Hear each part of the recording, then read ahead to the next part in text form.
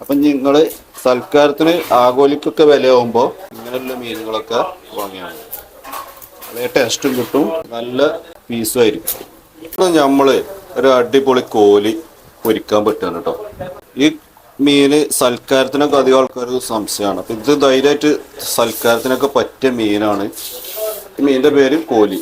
അപ്പം അധികം ആൾക്കാരും വല്ലാതെ സൽക്കാരത്തിന് കൊണ്ടുപോകില്ല. ഇതെല്ലാത്തിനും പറ്റിയ മീനാണ്, പൊരിക്കാനും കറിക്കും ഒക്കെ പറ്റും. സൽക്കാരത്തിനൊക്കെ നല്ല അടിപൊളി പീസായിട്ട് കൊടുക്കാൻ പറ്റുന്ന മീനാണ് ഈ സാധനം. ഇത് ഇങ്ങനെ നീളത്തിൽ കാണുമ്പോൾ നിങ്ങൾക്ക് ഇതിൻ്റെ അത് കിട്ടൂല. ഇത് വെട്ടുമ്പോഴാണ് അതിൻ്റെ അത് വരുള്ളൂ. പൊരിക്ക എങ്ങനെ വെട്ടല് കണ്ടത്. ഇതിങ്ങനെ അടിപൊളിയായിട്ട് സൽക്കാര പീസാക്കാം കേട്ടോ.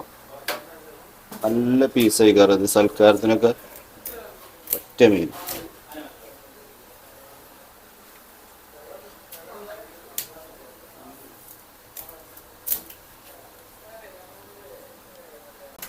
അതാണ് ഇപ്പൊ സൽക്കാരത്തിനാണ് ഇപ്പൊ ഈ വെട്ടണത് കേട്ടോ. കുറച്ച് റിസ്ക് ആണ്, എന്നാലും വെട്ടണവർക്ക് കുറച്ച് റിസ്ക് ആണെങ്കിലും നല്ല പീസായിട്ടാണ് ഇത് വരിക. ഇത് നല്ല ടേസ്റ്റും ഉള്ള മീനാണ്. അപ്പം നിങ്ങൾ സൽക്കാരത്തിന് ആഗോലിക്കൊക്കെ വിലയാകുമ്പോൾ ഇങ്ങനെയുള്ള മീനുകളൊക്കെ വാങ്ങിയാണ് അതേ ടേസ്റ്റും കിട്ടും, നല്ല പീസും ആയിരിക്കും. അപ്പം ഇതിൻ്റെ പേരാണ് കോലി.